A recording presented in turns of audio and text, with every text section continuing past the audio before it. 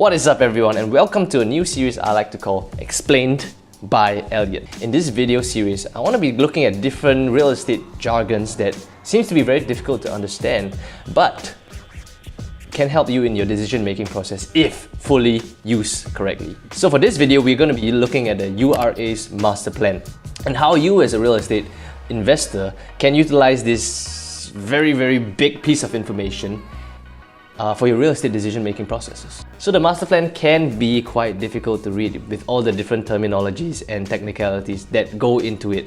So I want to be breaking it down for you so that it is much easier for you to understand. To assist in urban planning, the master plan was created as a 5-year forecast to showcase the different real estate developments in Singapore. Besides that, the master plan also regulates the different land uses in Singapore, as well as provide strategic rejuvenation ideas for the different landscapes and precincts. This makes being a real estate investor in Singapore really easy because you will be able to pick out and see the different areas in Singapore that will be undergoing heavy regeneration. For instance, let's look at Punggol. Punggol was slated to be the next new HDB new town and was announced in 2007. But only now in 2021 is Punggol starting to realize capital gains. So if you want to use the master plan, you really have to know that this is a future forecast. So with that said, let's see how we can utilize the master plan. If you guys need the link, I'll put it in the description below, so it'll be easy for everyone. So two things people will notice when they look at a master plan is, what are all these numbers you see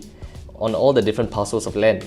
Well, these are actually the plot ratio, and it's just a fancy way of saying building intensity, or how tall a building will be. Generally, the higher the area, which means a higher plot ratio, will mean the area is more built up and more dense. So if you look at, let's just say Singapore CBD, we can see the number goes up to about 15 or so, which is quite accurate in terms of what you see in Singapore skyline. Singapore CBD is so packed with high skyscrapers. So as a real estate investor, plot ratio benefits you in two ways. Number one, if you purchase a real estate development with, let's just say, a very nice view, but you notice that on the master plan, both the development you are on and the parcel of land next to you have the same plot ratio. What that means is that in the future, there might be a future development that pops up that blocks the view and might diminish the returns of your real estate investment. So you can see that the current apartment I'm in is on this land parcel here with a plot ratio of 2.1. And because of that, I have extremely great views of Seletar Reservoir. However, there is a land parcel right in front of me here with a plot ratio of 1.4. Currently, it is vacant land, but it means that in the future, real estate on this 2.4 parcel of land is going to experience diminished capital gains because, of course, we don't get the fantastic view we have right now. Number two, you see a real estate property right now and you notice it's just a small hut. But on the master plan, you see that the plot ratio is like super high. If you guys didn't know, what I just mentioned was an en-bloc potential. So what does that mean? That means that parcel of land that you're looking at isn't currently being fully optimized and can be purchased by a developer if conditions are met correctly and can give you hefty capital gains. The second thing you'll notice on the master plan is the wide variety of colors on the map, which represents different land use zonings. You can actually access and see the different colors under the legend tab right here.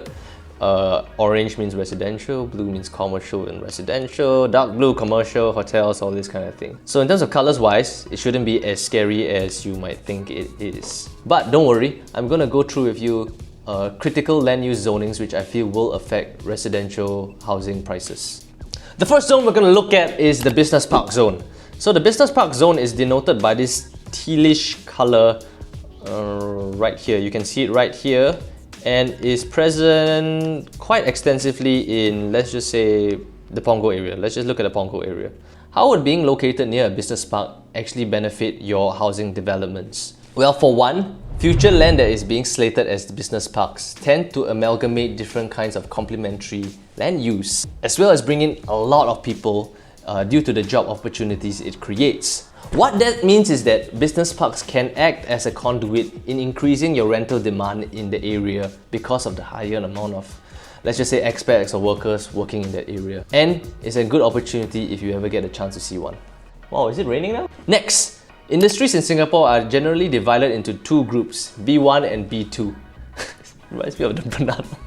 Industries in Singapore are generally divided into two groups, B1 and B2, just like the bananas in pajamas.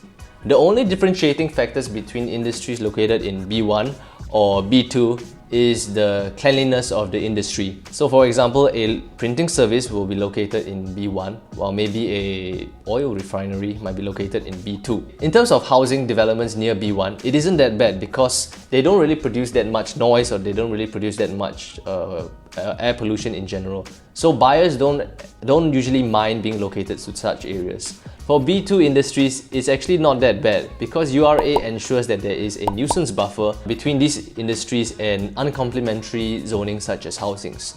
But of course, the general consensus is that buyers tend to avoid these areas, unless of course your tenant mix tend to be from these industries. Places of worship. Depending on the individual, places of worship can be either good or bad. Good, of course, if you are located near a temple, for example, and you practice that particular religion. But the general consensus are quite negative. Being located near a place of worship will mean that the area tends to attract a larger crowd and can be quite disruptive. As such, it might be difficult to find a tenant that is receptive to all that. For housings located near commercial zones, you tend to benefit from the increased amenities as well as recreation that this area provides. However, you will of course be expected to pay a higher price tag upfront. So if you are looking to invest near an area that is being zoned as a commercial zone, please enter early.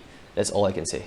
For green spaces and water bodies, let's look at Beauty World as an example. If you guys are familiar with the Beauty World area, you will know that there is a very nice field near the MRT. However, that space isn't zoned as an open space or a park, and is in fact zoned for future development, which means that if you want to place your development near there, you have to understand that that park might disappear any moment. So the best way to ensure that your development has a nearby park or a nearby open space is to ensure that the area is zoned as green space. Last but not least, we have to talk about this thing called white sites. White sites isn't as intuitive to understand as, let's just say, straight up place of worship or commercial. So let me just break down to you what a white site actually is. White sites in the master plan just means that the URA sections this particular area to be flexible in terms of its usage. So the type of developments that are usually allowed on a white site tends to be favorable for a housing investor. This zoning tends to be your hotels or your recreation or your sports areas, and it's usually up to your developers to propose a tender of these mixed uses to URA. As long as developers' proposals are in line with the URA's mission for the particular precinct or area, the tenders tend to go through. One area I can show you is the regional centre in Jurong East. From the master plan, you can see that there is this huge plot of land being zoned as a white site. Of course, originally, this land was to be used to develop the high-speed railway linking Singapore and Malaysia together. But since that fell through, it is currently subject to detailed planning. Either ways, this is a good example to show the potential of white sites. If you own a housing development near this particular white site, and let's just say the railway did go through, housing prices are definitely expected to spike in the near future. Okay, so that is it for the quick crash course on how to use the master plan for real estate investment. Tell me what kind of interesting real estate videos you guys want to see next. This is just a crash course. Maybe I'll do a more in-depth analysis on the master plan in the future. Hope you guys liked the video, and I'll see you guys next time.